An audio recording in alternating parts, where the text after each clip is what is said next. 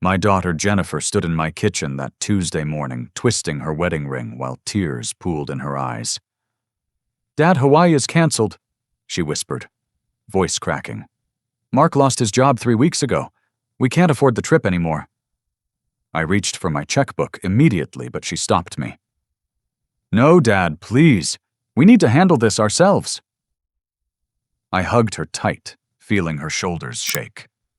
If only I'd known she was practicing her acting skills for a much bigger performance. That morning haunted me for days afterward. I kept replaying Jennifer's tears, the way her voice trembled when she mentioned Mark losing his job. My daughter, my only child, the light of my life, since the day she was born 38 years ago. Susan and I had tried for years before Jennifer came along, and when she finally arrived, we knew she'd be our only miracle. Now, 5 years after cancer took Susan from me, Jennifer was all the family I had left. I sat in my workshop that evening, running my hands over the smooth oak table I'd been building. These hands had built an empire from nothing. Started with a hammer and a pickup truck when I was 22, and by the time I sold Patterson Construction at 63, we were the biggest commercial contractor in the state. $8 million. That's what 41 years of sweat, blood, and 16-hour days had earned me. But I still lived in the same 3-bedroom ranch house Susan and I bought in 1982. Still drove a 10-year-old Ford F-150. Most folks in town had no idea old Ted Patterson was worth that kind of money, and I liked it that way. Jennifer never knew the exact number, but she knew I was comfortable. I'd paid for her college, her wedding helped with the down payment on her house. When she married Mark Walker 10 years ago, I kept my reservations to myself. Something about that boy never sat right with me. Maybe it was the way his handshake felt like grabbing a dead fish, or how his eyes always seemed to be calculating something. But Jennifer loved him, and after losing Susan, I couldn't bear to risk losing my daughter too. The Hawaii trip had been my idea. 25th wedding anniversary present for Jennifer and Mark, plus a family vacation I'd been planning for months. Originally, it was supposed to be all of us together. Jennifer, Mark, their 2 kids, and me. 5 tickets to paradise a week in Maui at the Grand Wailea Resort. I'd already put down deposits, arranged everything.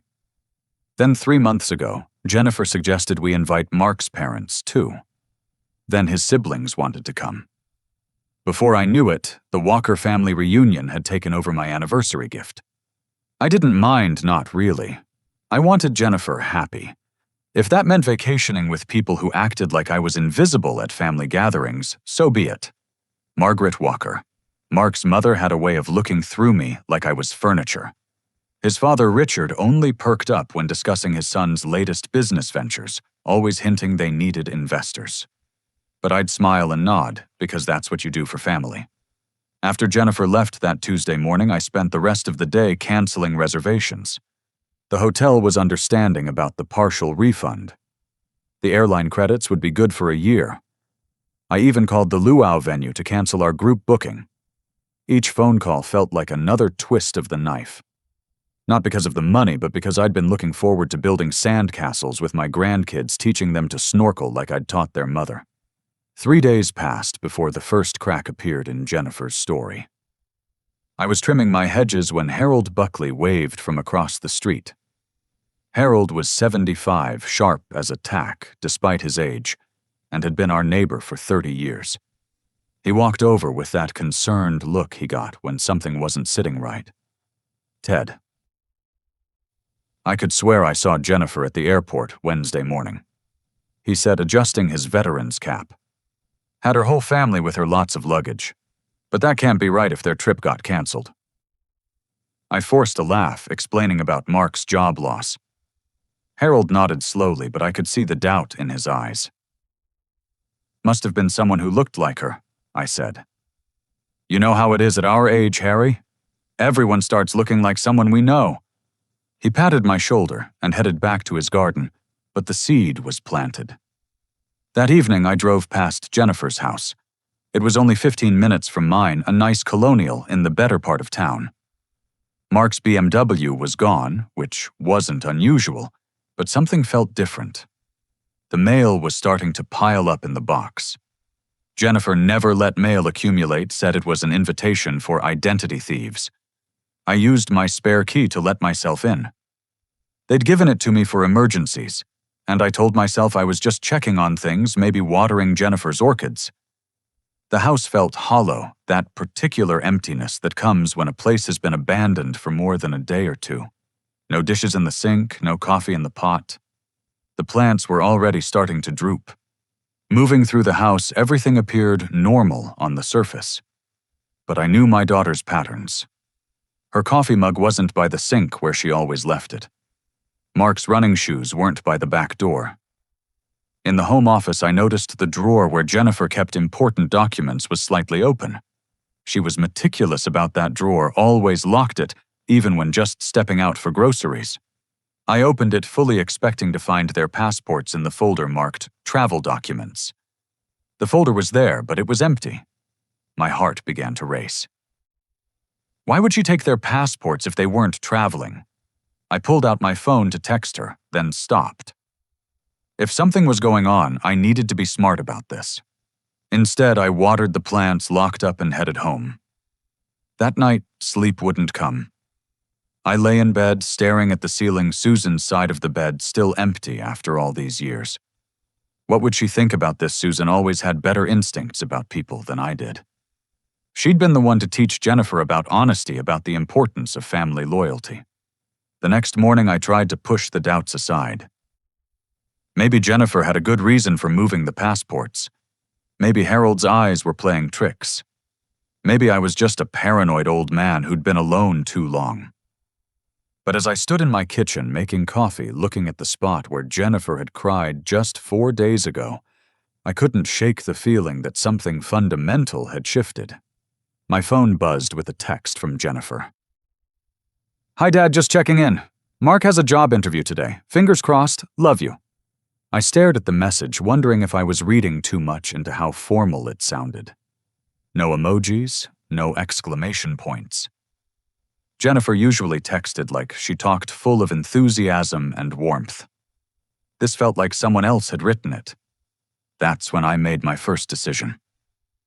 I walked to my laptop, the one Jennifer had bought me last Christmas, and patiently taught me to use.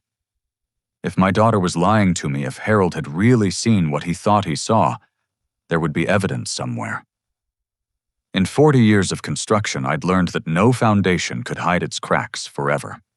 I just had no idea how deep those cracks actually went. Saturday morning arrived with a heaviness in my chest that coffee couldn't cure. I'd tried calling Jennifer twice since my visit to her house, both calls going straight to voicemail. That wasn't like her.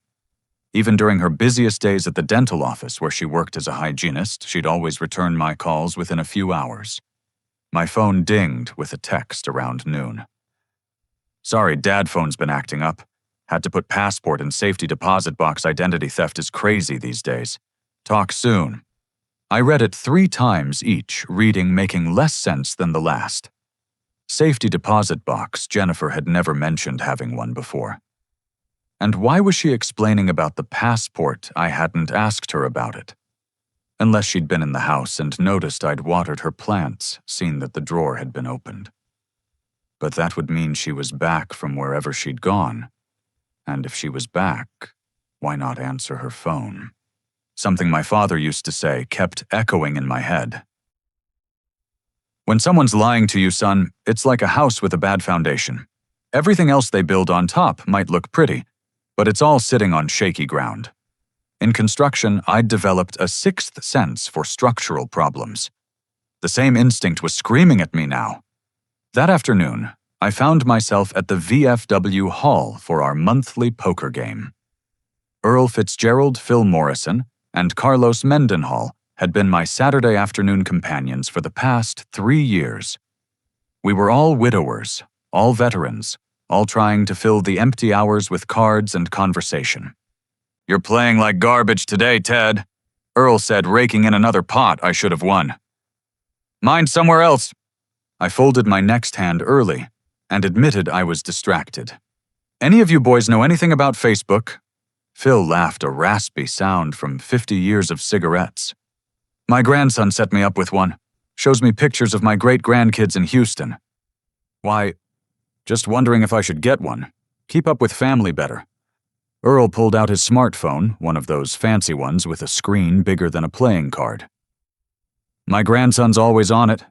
Kid showed me how to use it last visit. Want me to look something up? I hesitated, then nodded.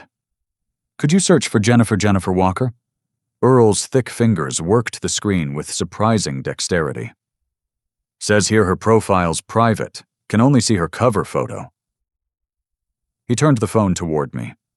The picture was from last Christmas, Jennifer and Mark, with the kids in matching sweaters. What about Mark's family? His mother's name is Margaret Walker. More typing. Then Earl's eyebrows shot up. Well, would you look at that? This Margaret's page is wide open. Posted something 2 hours ago. He handed me the phone and the world tilted off its axis. The photo showed a pristine beach palm trees swaying against a perfect blue sky. In the foreground, a large group posed in matching white shirts and khaki shorts. I counted quickly 15 people. Mark's parents, his siblings, their spouses, and children. And there, right in the middle, were Jennifer, Mark, and my grandkids. The caption read, "Blessed to be in Maui with the whole family sun sand and 5 generations of walkers together. So grateful we could all make this happen." My hands shook as Earl showed me how to scroll through more photos. There they were at a luau Mark with his arm around Jennifer as they watched fire dancers. Another showed the whole group on what looked like a yacht champagne glasses raised in a toast.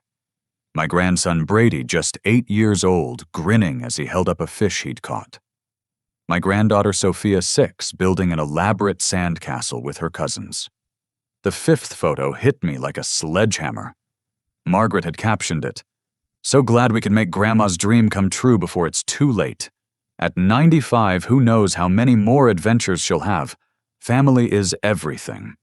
Mark's grandmother sat in a beach chair like a queen, holding court, surrounded by her descendants. Everyone was there. Everyone except the man who'd paid for Jennifer's wedding, who'd held her hand through her mother's death, who'd been planning this exact trip for months. Or Ted Carlos's voice seemed to come from very far away. "You okay, brother?" I realized I was gripping the phone so hard my knuckles had gone white. Carefully, I handed it back to Earl and stood up. "I need some air." Outside, I leaned against my truck and tried to breathe normally. The May afternoon was warm, but I felt cold all the way through. My daughter had lied to my face. Not a small lie, not a white lie to spare my feelings, but an elaborate deception. The tears in my kitchen, the story about Mark's job, the excuse about needing to handle things themselves, all of it had been performance. Phil joined me in the parking lot, lighting up, despite his doctor's warnings. "Want to talk about it?" "My daughter told me they couldn't afford Hawaii, that they had to cancel. But she's there right now with Mark's whole family." Phil whistled low. "That's cold, Ted. Real cold." "I don't understand it," I said, my voice sounding strange to my own ears. "I offered to pay for the whole trip originally. Why lie? Why exclude me?" "Some questions don't have good answers," Phil said. "But you need to find out what's really going on." Driving home, I nearly ran a red light at 5th and Main. My mind kept replaying every interaction with Jennifer over the past few months. Had there been signs I'd missed conversations that meant something different than I'd thought? When she'd suggested inviting Mark's family, had that been the plan all along? Slowly push me out until it became their trip instead of ours. I pulled into my driveway and sat there with the engine running. The house Susan and I had shared for 38 years looked different somehow. Smaller. Emptier. I'd lost my wife to cancer, something neither of us could control. But losing my daughter to deception, that was a different kind of pain entirely. Inside, I did something I hadn't done in 5 years. I went to the liquor cabinet and poured 3 fingers of bourbon. Susan's father had given us the bottle for our wedding, and we'd saved it for special occasions. I raised the glass to my lips, then stopped. The smell brought back memories of better times when trust was simple and family meant something. I poured the bourbon down the sink and made coffee instead. Getting drunk wouldn't solve anything. I needed to think clearly, needed to understand why this was happening. In business, when a deal went south or a project hit snags, I'd always approached it methodically. Gather information, analyze patterns, make decisions based on facts rather than emotions. But this wasn't business. This was my daughter, my Jennifer, who used to crawl into my lap during thunderstorms and beg for just one more bedtime story. The girl I'd taught to ride a bike in this very driveway, who'd cried on my shoulder when her high school boyfriend broke her heart, who'd danced with me at her wedding to My Girl by The Temptations. I sat at my kitchen table with a legal pad and started writing down questions. When did the lies start? How deep did they go? Was this Mark's influence? Or had Jennifer changed in ways I hadn't noticed? Most importantly, what was the end game? If they could afford Hawaii, if Mark hadn't lost his job, why the elaborate deception? My phone buzzed with another text from Jennifer. "Hope you're having a good weekend, Dad. Thinking of you." I stared at the words, wondering if she'd typed them from a beach chair or a hotel balcony. The casual cruelty of it took my breath away. She was thinking of me while actively deceiving me, while celebrating with everyone except me. That night, I pulled out our old photo albums, the ones Susan had meticulously maintained. There was Jennifer at 3 covered in finger paint, at 10 grinning with her first soccer trophy, 16 radiant in her prom dress, 25 stunning in her wedding gown. I searched the photos for clues for some moment when my daughter became someone capable of this betrayal. But all I saw was the child I'd loved more than life itself growing into a woman I apparently didn't know at all. Sunday morning arrived with rain pattering against my bedroom window. I hadn't slept more than 2 hours, my mind churning through possibilities and explanations that made less sense as the night wore on. By the time pale light filtered through the curtains, I'd made a decision. I needed professional help. My nephew Michael lived in Seattle working as a corporate attorney for a tech company. His mother, my brother Robert's widow, had raised him right after Robert died in a construction accident 20 years ago. Michael was the closest thing I had to a son, though we only saw each other at holidays since he moved west. Uncle Ted. His voice was alert despite the early hour. Lawyers like contractors learned to take calls at odd times. "Everything okay?" "I need a recommendation, Mike, a private investigator. Someone good, discreet." There was a pause. "What's going on?" I gave him the abbreviated version. Even saying it out loud sounded insane. My daughter faking financial problems to exclude me from a family vacation. Michael listened without interrupting, a skill that probably served him well in boardrooms. "I know someone," he said, finally. "Samuel Briggs, former FBI specialized in financial crimes. He's based in Portland but works throughout the Northwest. Uncle Ted, are you sure you want to go down this road?" "I need to know the truth, Mike, all of it." He texted me Briggs's contact information with a warning. "Whatever you find out, remember that Jennifer's still your daughter. Sometimes ignorance really is bliss." But ignorance had never been my way. You can't build a successful construction company by ignoring structural problems. You fix them, or they bring the whole building down. Samuel Briggs answered on the second ring, his voice carrying the kind of authority that came from decades of federal service. We arranged to meet that afternoon at a coffee shop, 2 towns over, far enough from prying eyes.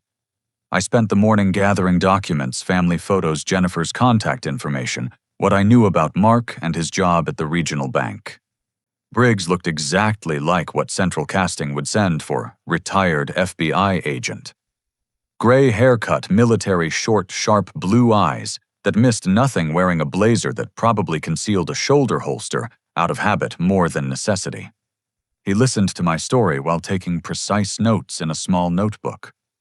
"Mr. Patterson, I need to be clear about something," he said when I finished.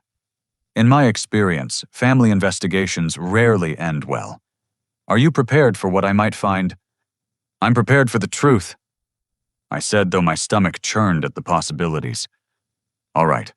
My rate is $200 an hour plus expenses. I'll need a retainer of $5,000 to start. That should cover the initial investigation. I wrote the check without hesitation. How long until you have something? Give me a week for preliminaries. Financial records, employment verification, social media deep dive. I'll call you when I have something concrete. Driving home, I tried to go about my normal routine. Mowed the lawn, fixed a leaky faucet in the guest bathroom, made small talk with Harold over the back fence. But everything felt like playing a role, like Jennifer wasn't the only one acting. That evening, I called Jennifer's phone again. This time she answered on the third ring background noise, making it hard to hear. Dad, hi, sorry, we're at a restaurant. Mark's celebrating he got a call back for that job interview. I could hear laughter, clinking glasses, what sounded like waves in the distance. That's wonderful, sweetheart. Where are you? Oh, just that place downtown Mark likes, Gino's. You know it. I did know it. Gino's had closed 6 months ago. Have fun, honey. Love you. Love you too, Dad. The lie came so easily, so naturally. No hesitation, no stumble. How many times had she done this before? Briggs called Wednesday afternoon while I was in the workshop trying to lose myself in sanding cabinet doors. Mr. Patterson, can you meet me this evening? Same place? His tone told me everything I needed to know. Whatever he'd found, it wasn't good. This time Briggs had a manila folder thick with documents. He spread them across the coffee shop table methodically, each piece of paper, another nail in the coffin of my relationship with my daughter. First things first, he began. Mark Walker never lost his job. In fact, he received a promotion 3 months ago, senior loan officer salary increase of $20,000 a year. He slid a pay stub across the table, Mark's name and new salary clearly visible. Your daughter and son-in-law are doing quite well financially. They've got over $40,000 in savings, another $60,000 in investment accounts. No significant debt beyond their mortgage. Then why? I started to ask, but Briggs held up a hand. I'm getting there. 3 weeks ago, they liquidated $30,000 from their investment account. They also took out a home equity line of credit for another $170,000. My coffee grew cold as I stared at the numbers. $200,000! What did they need that kind of money for? Briggs pulled out another set of documents. They bought a boat, a 50-foot Sea Ray Sundancer. Beautiful vessel, sleeps 12 full kitchen dual engines, perfect for island hopping. He showed me the registration documents. My eyes went straight to the owners' names: Richard Walker, Margaret Walker, James Walker, Patricia Walker, Mark Walker, and Jennifer Walker. 6 owners, I said slowly, the whole Walker family. The boat's name is Family Legacy. It's currently moored in Maui. They're using it for their month-long vacation cruising between the islands. Based on social media posts, they've already hit Lanai and Molokai. A month? Not a week like I'd planned, but a full month. On a yacht that cost more than most people's houses. There's more. Briggs said, his tone gentle but firm. I've found a pattern going back several years. Your daughter has consistently told you versions of events that differ from reality. He showed me more evidence, each revelation another punch to the gut. The Thanksgiving they supposedly spent volunteering at a homeless shelter. Photos showed them at Mark's family cabin in the mountains. The weekend, Jennifer claimed her car broke down, and she needed $500 for repairs. Her car was fine. They'd used the money for a couple's spa retreat. Why didn't they just ask me? I said, more to myself than Briggs. I would have helped them buy the boat if that's what they wanted. That brings me to the most disturbing part, Briggs said. He pulled out printed emails, screenshots of text messages between Jennifer and Mark. They've been planning something bigger. I read the emails 3 times before the words sank in. Discussions about my declining mental capacity, concerns about my inability to manage finances, research into power of attorney laws in our state. One email from Jennifer to Mark made me physically ill. Dad's getting worse. Yesterday he called me by Mom's name twice. We need to move forward with getting control before he gives everything away or gets scammed. The assisted living place in Riverside has an opening, but we need the deposit soon. I've never called her by Susan's name. I said, my voice barely above a whisper. Not once. They're building a case, Briggs explained, creating a paper trail of supposed incidents. Based on my investigation, they plan to petition for conservatorship within the next 6 months. The place they've picked out, Riverside Memory Care, requires a $120,000 buy-in fee. The number hit me like cold water. The same amount she's going to ask me for when she gets back. Briggs nodded grimly. They'll claim it's for their house for Mark's job situation, some emergency. But it's actually to lock in your spot at the facility. Once you're there with them controlling your finances. He didn't need to finish. $8 million was a lot of motivation for betrayal. How long have they been planning this? Based on the email trails, about 18 months. Right around the time Mark's father had some bad investments go south. The family's been hemorrhaging money trying to maintain a lifestyle they can't afford. You're their solution. I sat back, feeling every one of my 68 years. My daughter, my only child, had been planning to lock me away and steal my life's work.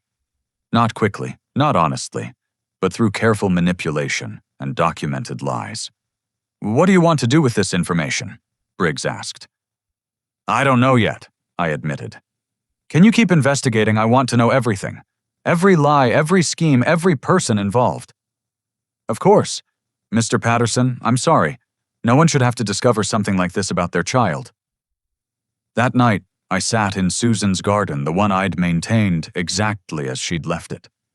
The roses were blooming, filling the air with their sweet scent. I wondered what she would have done, how she would have handled learning our daughter had become a stranger. I failed somewhere, Susan, I whispered to the darkness. I don't know where or how, but I failed. But even as I said it, I knew it wasn't true. I hadn't failed. Jennifer had made her choices, Mark had made his. They'd looked at me and seen not a father or a human being, but a bank account to be emptied. The hurt was overwhelming, but beneath it, something else was building. Not quite anger, not quite determination, but something harder and colder. The same feeling I'd had 40 years ago when a competitor tried to sabotage one of my construction sites. I'd built my company by being underestimated, by letting people think I was just another good old boy with a hammer and a truck. They'd learned differently when I'd outbid, outworked, and outlasted them all. Now my own daughter had made the same mistake. She thought I was just a lonely old man, too trusting and too naive to see through her tears and lies. She was about to learn differently. Thursday morning brought sunshine and clarity in equal measure. I'd spent the night organizing everything Briggs had given me into a timeline, mapping out Jennifer's deceptions, like a construction blueprint. The pattern was clear once you stepped back far enough to see it. Every fabricated emergency, every tearful request for money, every excluded family event, all of it pointed to a long-term strategy. Briggs called before I'd finished my first cup of coffee. Mr. Patterson, I've uncovered something significant. Can we meet earlier today? This can't wait. We met at a truck stop diner off the interstate, the kind of place where nobody paid attention to two older men having coffee. Briggs looked tired, like he'd been up all night following digital breadcrumbs. I've been investigating the family's group texts. He began sliding a tablet across the table. Mark's family uses a messaging app they think is private. It's not. The messages scrolled before me, years of casual cruelty, reduced to blue and gray bubbles. My nickname in their family chat wasn't Dad or Ted or even Mr. Patterson. It was the bank. The bank will pay for it. Mark's sister Patricia had written about my grandchildren's private school tuition. Just cry a little and the bank opens right up to enter from Mark himself, complete with laughing emojis. The worst was from Margaret, Mark's mother. Keep the bank happy until we get control. Then we can finally stop pretending we like his boring stories.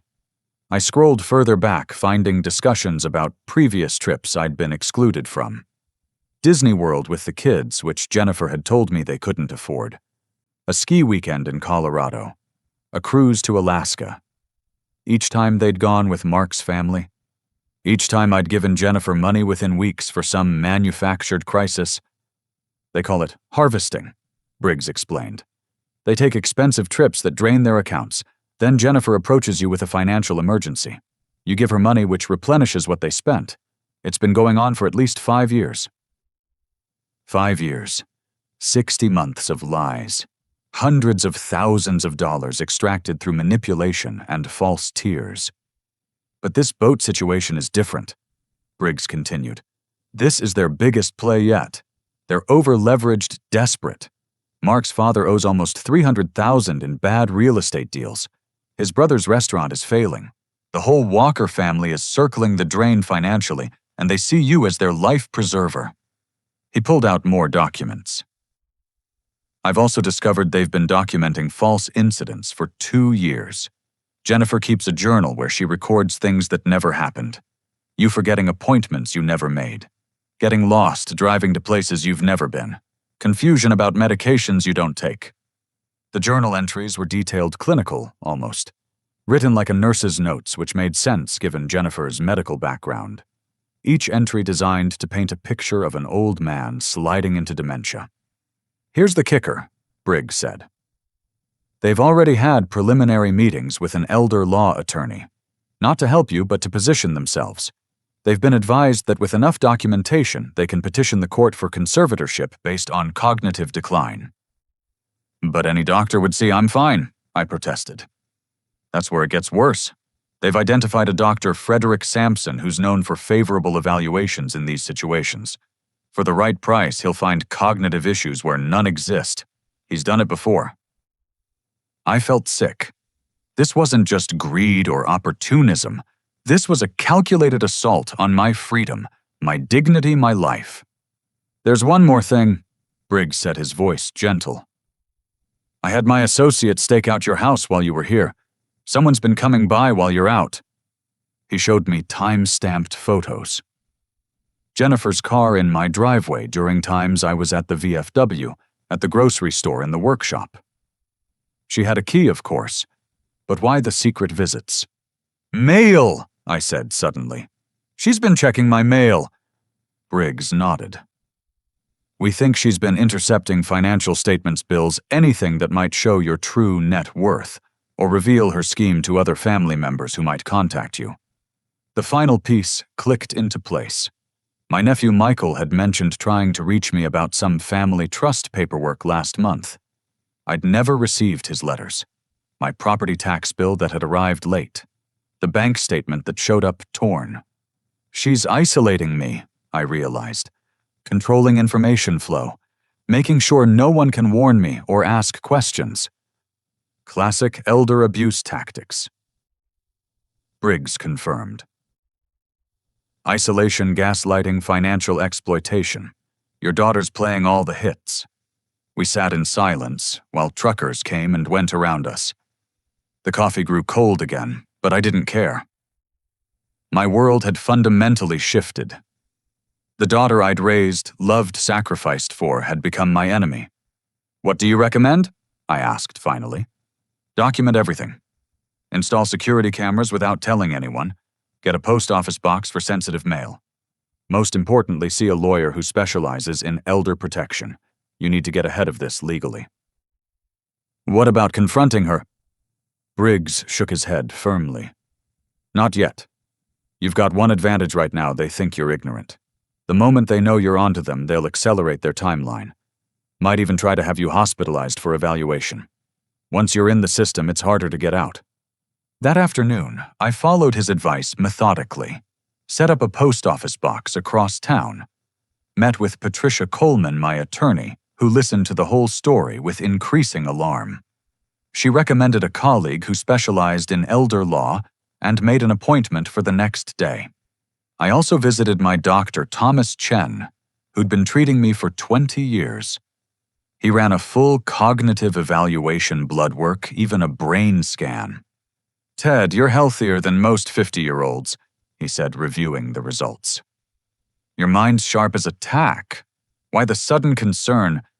I gave him an abbreviated version of the situation. His face darkened with each detail. "I'll document everything extensively," he promised. "Any court in the country would see you're completely competent. Hell, you could probably run your construction company again if you wanted." That evening, I installed motion-activated cameras around my property, tiny things that uploaded directly to cloud storage. If Jennifer was coming by secretly, I'd know when and why. Sitting in my kitchen that night, I pulled out the photo albums again. But this time, instead of searching for answers in the past, I was saying goodbye to illusions. The daughter in these photos, the one who'd written "World's Best Dad" on handmade Father's Day cards, was gone. Maybe she'd never really existed outside my hopes and assumptions. My phone buzzed with a text from Jennifer. "Hi, Dad. Having so much fun at Mark's company retreat. Wish you could see the mountain views. They're almost as beautiful as Mom's roses. Miss you." Mark's company didn't have retreats. She was on a yacht in Hawaiian waters, not in any mountains. And invoking Susan's roses while lying to me felt like a special kind of cruelty. But I played along, texting back, "Sounds wonderful, sweetheart. Enjoy every minute." Because Briggs was right. My advantage lay in their arrogance, their certainty that I was just a foolish old man who couldn't see through their schemes. They thought they were wolves circling an elderly sheep. They were wrong. I wasn't the sheep in this scenario. I was a shepherd who'd just discovered wolves in his flock. And shepherds had ways of dealing with wolves that the predators never saw coming. The next phase of my life was beginning. Not the quiet retirement I'd planned, not the role of doting grandfather I'd cherished, but something harder and necessary. I was going to protect myself, expose the truth, and show the Walker family that some banks came with security systems they couldn't crack. Jennifer had taught me something valuable with all her lies. Sometimes the people who claim to love you the most are the ones sharpening knives behind their smiles. It was a lesson I'd never wanted to learn, but now that I had, I'd use it. The game was on, they just didn't know it yet. Friday arrived with the kind of crisp clarity that made me grateful to be alive, even amid the wreckage of my family life. I'd slept better than expected, the peace that comes from finally understanding your enemy's position. In construction, once you identified the structural problems, you could start building solutions. My first stop was the law office of Martin Fitzgerald, the elder law specialist Patricia Coleman had recommended. His office occupied the top floor of the newest building downtown, all glass and steel efficiency. Martin himself was younger than I'd expected, maybe 45, with the kind of intense focus that suggested he'd seen too many families torn apart by greed. "Mr. Patterson, I've reviewed the materials your attorney sent over." He began gesturing to a thick file on his desk. "This is one of the more sophisticated elder abuse schemes I've encountered. Your daughter and her husband have clearly done their homework." "Can they succeed?" "Not if we act now. First, we need to create an impenetrable legal wall around your assets and medical decisions." He pulled out a series of documents. "I'm recommending we establish an irrevocable trust, immediately moving your primary assets beyond reach. We'll also draft advanced directives medical power of attorney to someone trustworthy and file preemptive statements with the court affirming your competency." "Who would I assign power of attorney to? Do you have any family members not involved in this scheme? Other relatives you trust?" I thought of Michael in Seattle. "My nephew. He's an attorney himself." "Perfect. We'll also want to document your mental capacity extensively.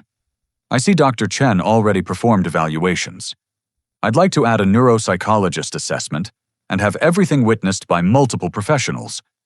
We spent 3 hours constructing legal fortifications. By the time I left, my assets were protected, my medical decisions secured, and a paper trail established that would make any conservatorship attempt look like the money grab it was. My next stop was the bank. Not my usual branch where everyone knew me, but the main office downtown.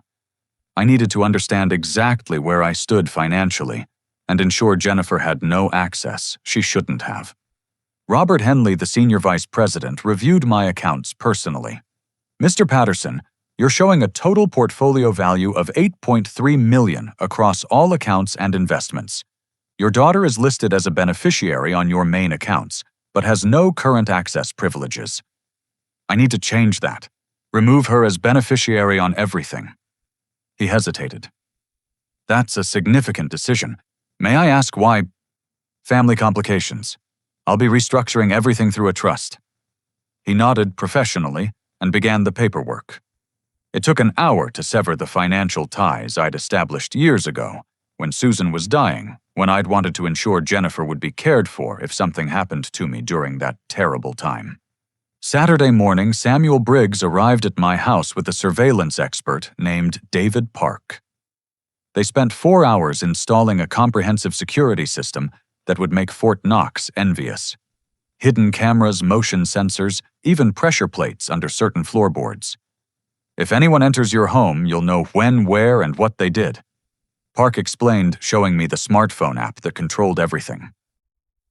The system uploads continuously to secure cloud storage. Even if someone found and destroyed the cameras, we'd have everything up to that moment. Briggs had more intelligence to share. "They're getting nervous. Mark's been calling banks about extending their home equity line. The boat payments are straining them more than expected. Based on intercepted communications, Jennifer plans to approach you within 2 weeks of returning."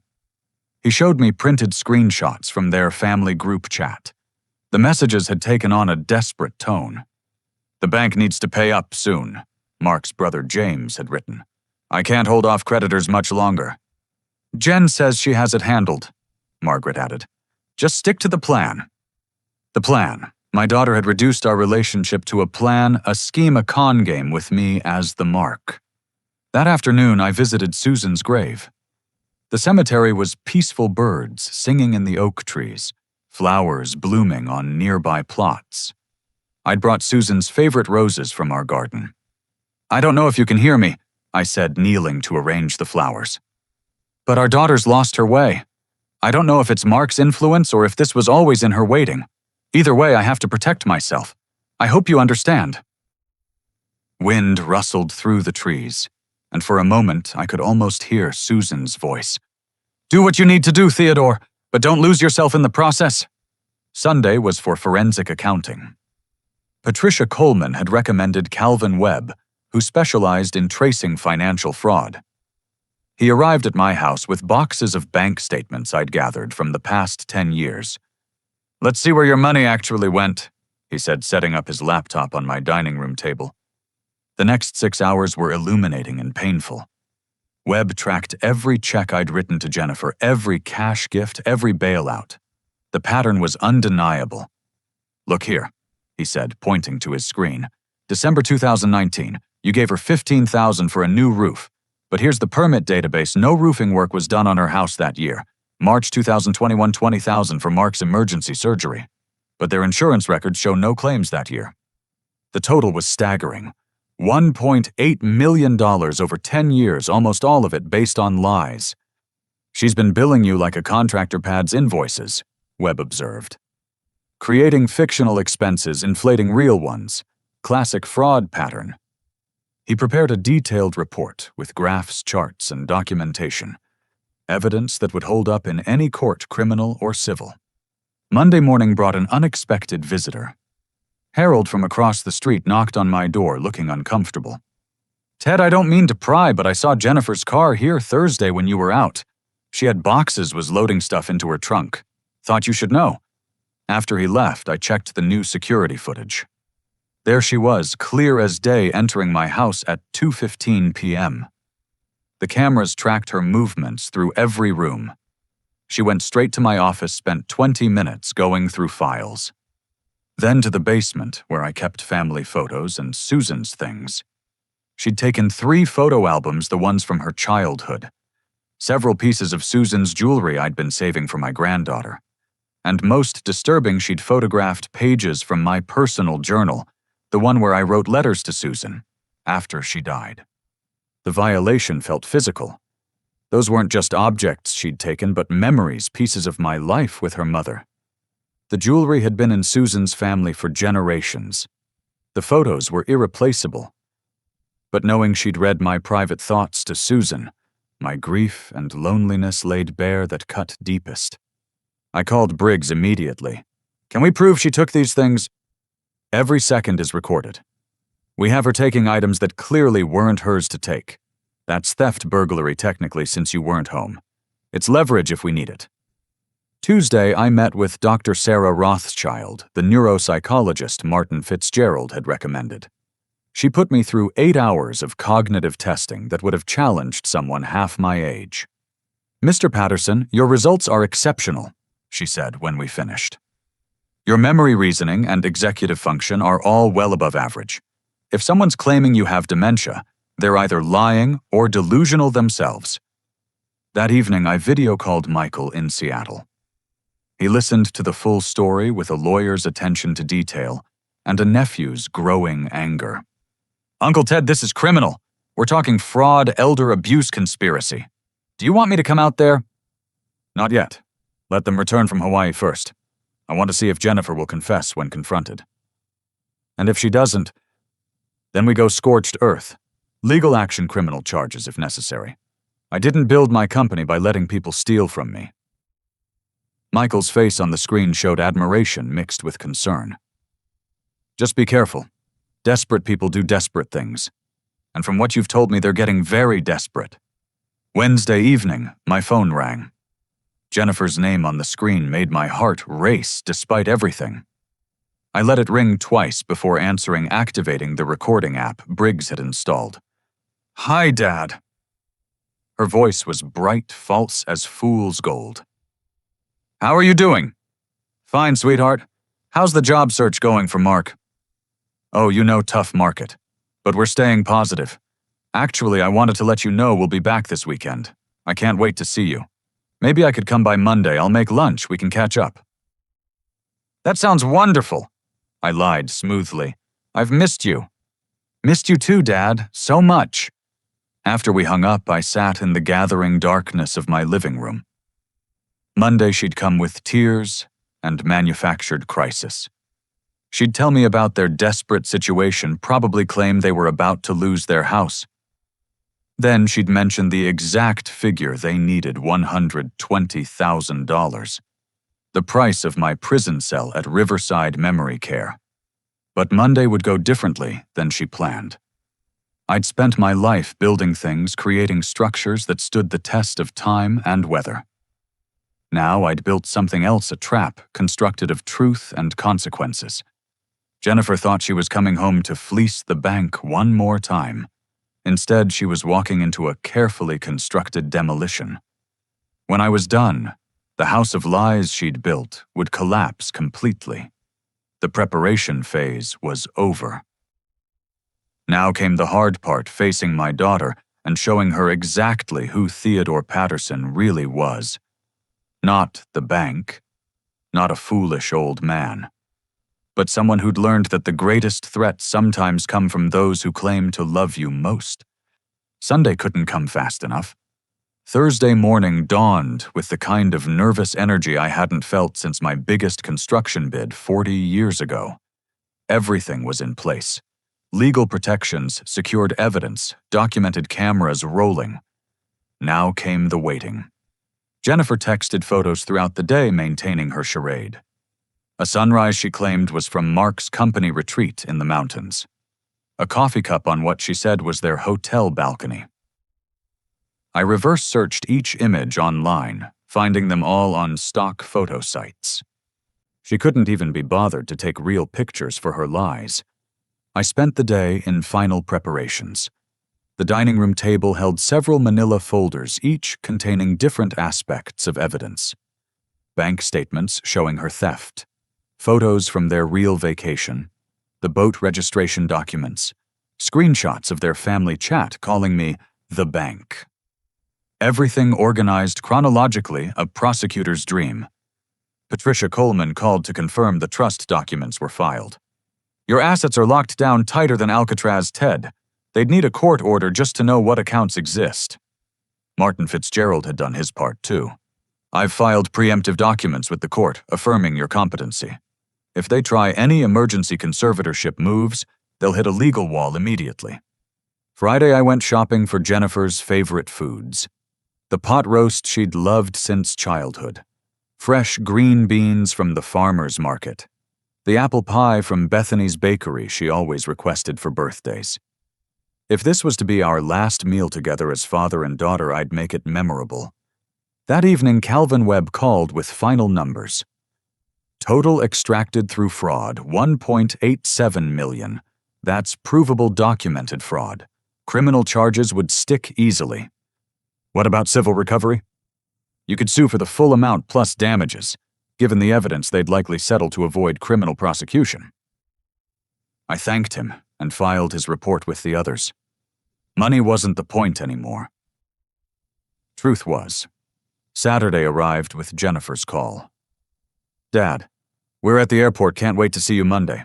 Mark's actually excited about your pot roast. I'm looking forward to it. I said, meaning it for different reasons than she assumed. What time should I expect you? How about noon? We'll have so much to catch up on. Perfect, I'll have everything ready. That afternoon, I met with Briggs one final time. He'd prepared a comprehensive timeline showing how their fraud had escalated over the years, starting with small deceptions and building to the current elaborate scheme. They've gotten careless, he noted. The boat purchase triggered tax documents they didn't expect. The IRS is already curious about how unemployed Mark afforded a $200,000 yacht. Will that complicate things? Only for them. Tax fraud on top of elder abuse. They're looking at serious federal charges if you pursue it. He left me with a final piece of advice. Record everything Monday. Video if possible. People like this often confess when confronted with evidence thinking they can talk their way out. Don't let emotion override your objectives. Sunday was for reflection and resolve. I attended church for the first time since Susan's funeral, sitting in the back pew of First Methodist. Reverend Williams spoke about forgiveness and justice, how they weren't mutually exclusive, but required wisdom to balance. After service, I drove to the overlook where Susan and I used to watch sunsets. The valley spread below our town, nestled between hills like a secret. Somewhere down there, my daughter was probably rehearsing her performance for tomorrow. Practicing tears, perfecting the desperate tone that had worked so many times before. That evening, I cooked a practice run of the pot roast, testing the recipe one last time. It came out perfect, Susan's technique still reliable after all these years. I ate alone at the dining room table, the folders of evidence stacked nearby like dinner guests. Michael called from Seattle. Uncle Ted, I've been thinking. Maybe I should fly out, be there tomorrow. No, I said firmly. This is between Jennifer and me. If it goes badly, I'll need you later for legal matters. But tomorrow I face this alone. What if she gets violent, or Mark does? I've got cameras recording everything, panic buttons installed by the security company. If things escalate, help's 3 minutes away. We talked for another hour, him sharing memories of Jennifer from childhood, back when she'd been his favorite cousin. The girl who'd taught him to ride a bike, who'd snuck him cookies during family gatherings. Neither of us could reconcile that child with the woman planning to lock me away. Monday morning arrived crisp and clear. I woke at 5, unable to sleep longer. Showered, shaved, dressed in khakis, and the blue button-down Jennifer had given me for Father's Day 3 years ago. A small irony, wearing her gift to confront her betrayal. By 8, the pot roast was in the oven, filling the house with familiar smells. I set the table with Susan's good china, the silver we'd received as wedding gifts. Fresh flowers from the garden as a centerpiece. If someone looked through the window, they'd see a father preparing a welcome home meal for his beloved daughter. At 10, I did a final check of the cameras, ensuring every angle was covered. The folders were tucked in the sideboard, ready but not visible. I wanted Jennifer relaxed, unprepared when the truth came out. 10:30 brought a text from her. "On our way, Mark's dropping me off, then running errands. Can't wait to hug you." So Mark wouldn't be there for the confrontation. Either cowardice on his part or strategy on hers. Make it seem more personal, just daughter and father increase the emotional manipulation potential. At 11:45, I stood at the kitchen window watching the street.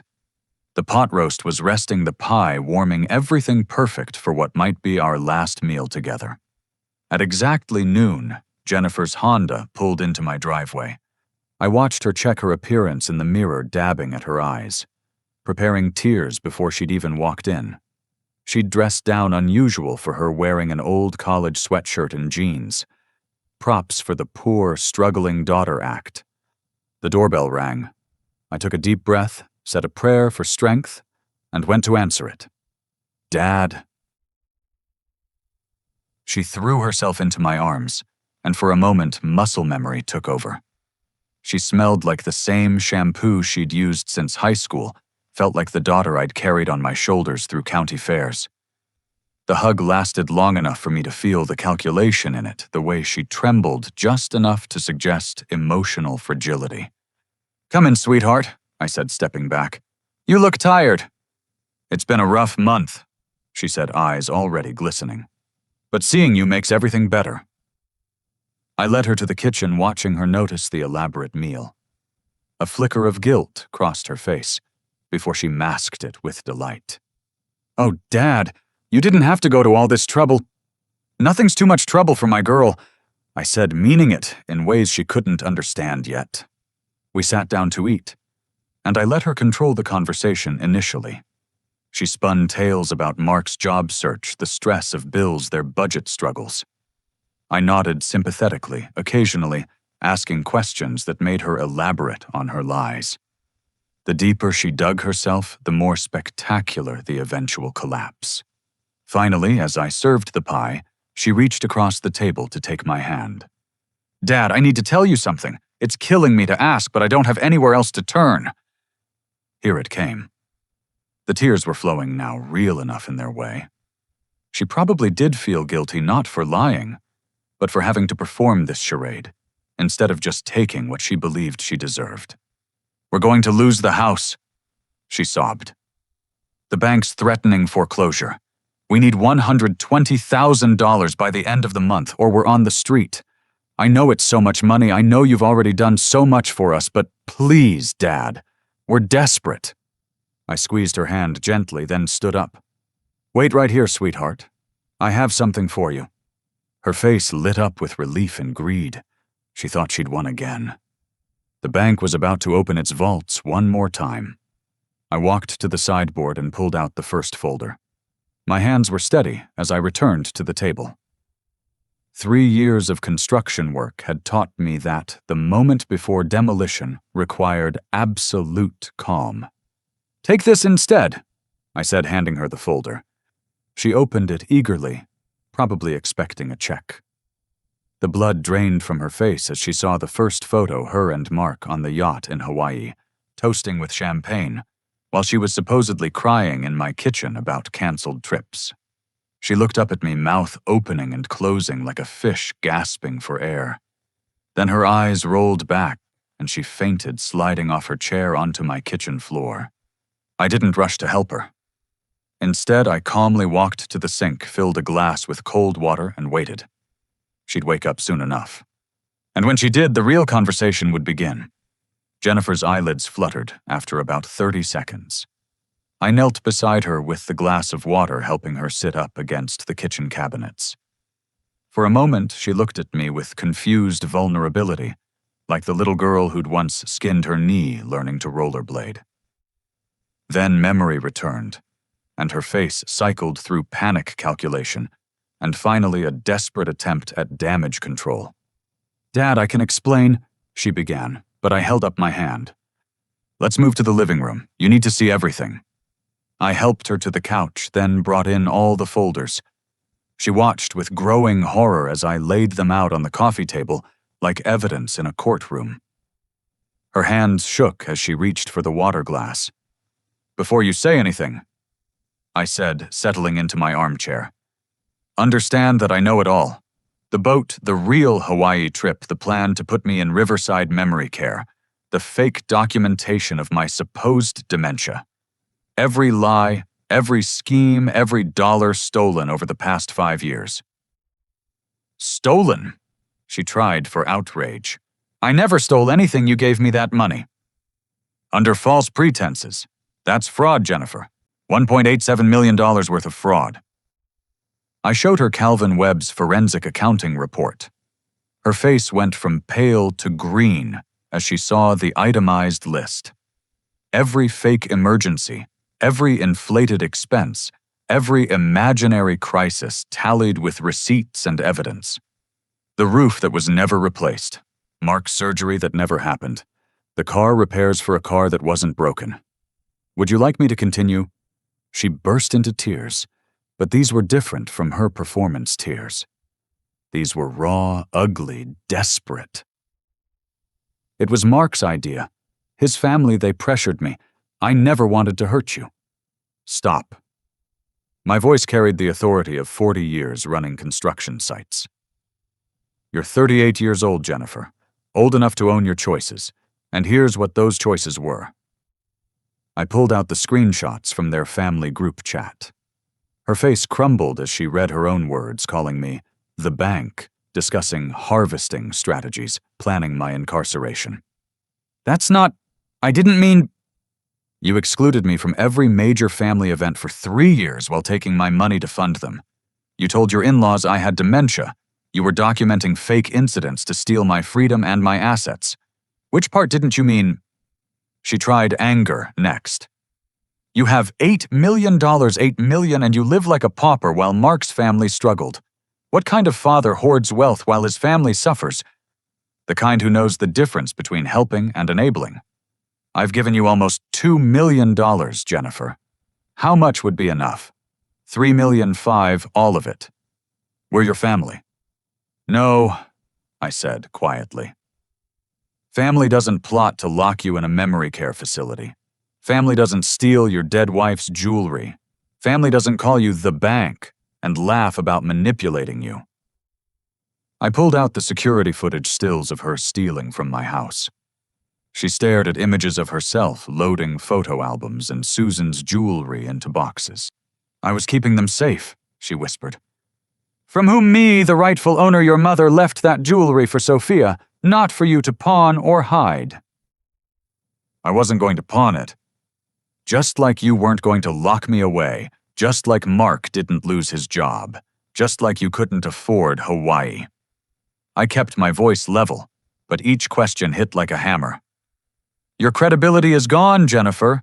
Every word you speak is suspect because you've spent years perfecting the art of lying to my face." She switched to bargaining. "Okay, I made mistakes. Terrible mistakes. But we can fix this. I'll pay back the money, I'll get therapy, I'll leave Mark if that's what you want. Please, Dad, don't throw away our relationship over money. This isn't about money." I pulled out the final folder, the one that hurt the most.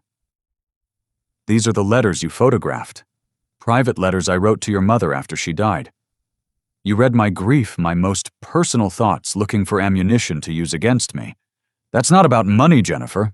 That's about a fundamental lack of human decency." Real understanding finally dawned in her eyes. This wasn't a problem she could cry her way out of. I wasn't opening the vault one more time. The bank was closed permanently. "What are you going to do?" she asked in a small voice. I handed her the last document. "This is my new will. You're not disinherited before you ask. You'll receive exactly $1. The law says I have to acknowledge you to prevent challenges, so there's your acknowledgement. The rest goes to charity after a few specific bequests to people who actually care about me, not my money." She stared at the will like it was written in a foreign language. $1. You're leaving me? $1. It's symbolic. 1 penny for every 1,000 you extracted through fraud. Consider it my final gift." "The kids," she said desperately. "What about Brady and Sophia? They're innocent in this." "They are, which is why I've established education trusts they can access at 25. Full college expenses, graduate school if they choose, and a modest amount to start their adult lives. But those trusts are ironclad. You and Mark can't touch a penny. You're destroying our lives. We'll lose everything. The house, the boat, Mark's family will blame me. Whose fault is that? I stood suddenly very tired. You made choices, Jennifer. You chose greed over gratitude, deception over honesty, your in-laws over your father. Now you get to live with those choices. Please, she sobbed. I'm your daughter, your only child. Mom would never forgive you for this. That stopped me cold. I turned back to face her. Your mother. The woman whose final words were about protecting you and loving you. She'd be devastated, Jennifer. Not by my actions, but by yours. You've become everything she taught you not to be. I can change. Can you then start by telling the truth? Why did you do it? Really, why not the excuses about Mark's family, or pressure, or need? Why did you look at your father and see nothing but a bank account to empty? She was quiet for a long moment. When she spoke, her voice was different. Harder. More honest. Because it was easy. Because you always said yes. Because Mark's family had things we wanted and you had the money to get them. Because I figured I'd inherit it all anyway. So what did it matter if I took some early and putting me in a home? Your old dad, alone. You'd probably be happier there anyway, and we could make sure your money went to family instead of some charity. There it was. The truth. Ugly and raw. No more tears, no more manipulation. Just the calculation that had replaced love in my daughter's heart. Thank you for the honesty, I said. Now get out of my house. She stood shakily. What about Mark? What do I tell him? The truth. That the scheme failed. That you're now potentially facing fraud charges if I choose to file them. That the gravy train has permanently derailed. You'd send your own daughter to prison. You'd send your own father to a nursing home. At least prison would be for crimes you actually committed. She moved toward the door, then turned back. I'll contest the will. I'll tell everyone you're senile. I'll destroy your reputation. I pulled out my phone, showing her it had been recording our entire conversation. Try it. I have 3 medical evaluations confirming my mental fitness, video evidence of your theft, financial proof of your fraud, and now your full confession. You'll be laughed out of court and probably into a cell. She left, then slamming the door hard enough to rattle the windows. I watched through the curtains as she sat in her car, apparently calling Mark. Even from inside, I could hear her screaming when he answered. The marriage built on greed wouldn't survive the loss of its funding source. The next few weeks unfolded predictably. Mark left Jennifer within days, moving back with his parents. The Walker family imploded when they couldn't make boat payments. The yacht was repossessed. Mark's father declared bankruptcy. The family that had treated me like an ATM scattered like roaches when the lights came on. Jennifer tried everything. She sent letters I returned unopened, had friends call to plead her case, even got her pastor to visit, though he left understanding my position better than hers. She posted on social media about elder abuse, but that backfired when Briggs anonymously posted evidence of her fraud in response. The house of cards collapsed completely when the IRS opened an investigation into the boat purchase. Turns out claiming poverty while buying luxury yachts raises red flags. Both Jennifer and Mark faced audits that revealed years of tax issues. 2 months later, my doorbell rang on a Sunday afternoon. Jennifer stood there, but she looked different, older, defeated. The designer clothes replaced by simple jeans and a t-shirt. I'm not here for money, she said quickly. I know that's over. Can I talk to you 5 minutes? Against my better judgment, I let her in. We sat at the kitchen table scene of so many lies and revelations. I'm in therapy, she began. Court ordered as part of my plea deal for the tax issues, but I'm actually going. Learning a lot about myself, none of it pretty. I waited silently. I lost everything. Mark's gone, his family won't speak to me. I'm working 2 jobs to keep a small apartment. And you know what? It's almost a relief. The constant scheming, lying, manipulating it was exhausting. Why are you here, Jennifer? To apologize. Not the fake apologies I used to give to get what I wanted. A real one. I became someone monstrous dad. I looked at the person who loved me most in the world and saw only dollar signs. That's sick. Yes, it is. I don't expect forgiveness. I don't deserve it. I just wanted you to know that I understand now what I threw away. Not the money, the relationship, the father who would have done anything for me if I'd just been honest. She stood to leave, then paused. The kids ask about you. I've been honest with them about what I did in age-appropriate ways. They miss their grandfather. They know where I live. Would you consider seeing them supervised, of course? I wouldn't have to be there. I thought about it. Brady and Sophia were innocent victims in this mess. Have your therapist contact me. We'll discuss arrangements. She nodded and left without asking for anything else. It was the first honest interaction we'd had in years. A year later, I moved to Arizona as planned, but not to escape. I'd found a beautiful senior community where I was respected for who I was, not what I had. I met Ruth at a photography class, a widow with her own story of family betrayal. We understood each other in ways younger people couldn't. I saw my grandchildren monthly Jennifer's therapist facilitating visits.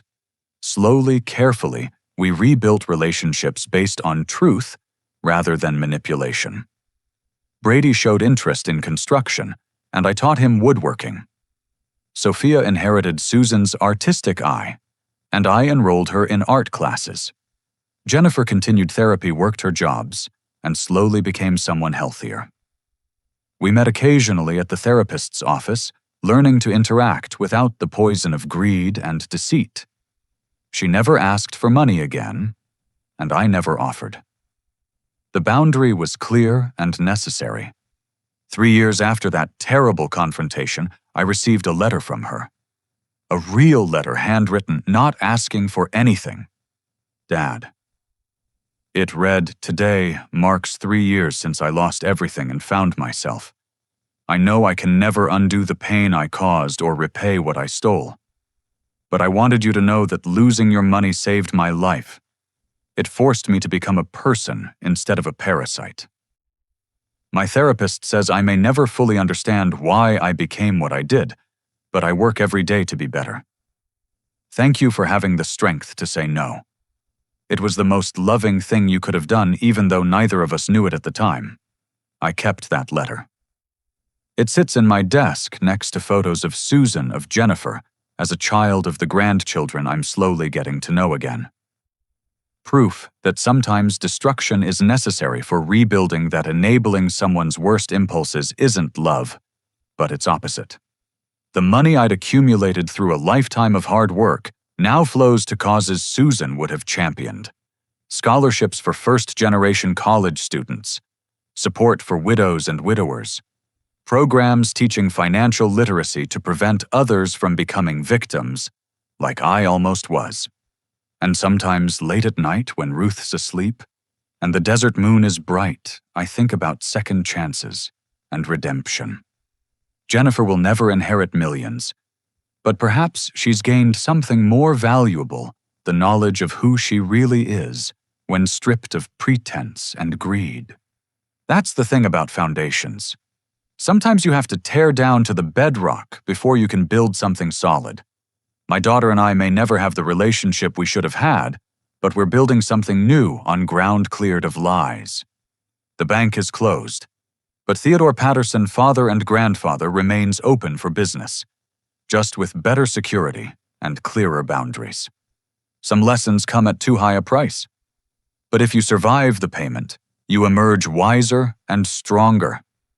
That's what I tell myself when the hurt resurfaces, when I wonder how my little girl became someone capable of such betrayal.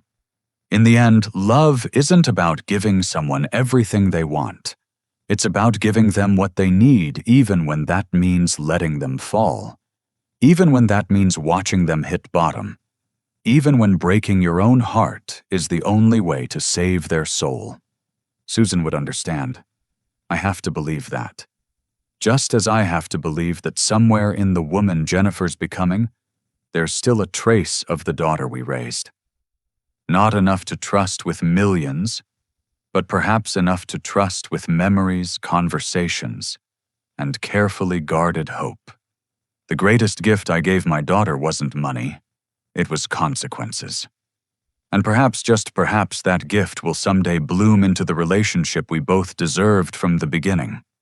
What would you do if you discovered your own child saw you not as a parent, but as a resource to be exploited? Would you have the strength to close the vault and demand humanity instead of gratitude? I'd love to hear your thoughts and experiences in the comments below. If this story resonated with you, please consider liking and subscribing to hear more about families' betrayal and the complicated nature of love. Share this with someone who needs to hear that setting boundaries isn't cruelty, but sometimes the deepest form of care. Thank you for listening to my story. May you never need the lessons I learned, but if you do, may you find the strength to choose truth over comfortable lies.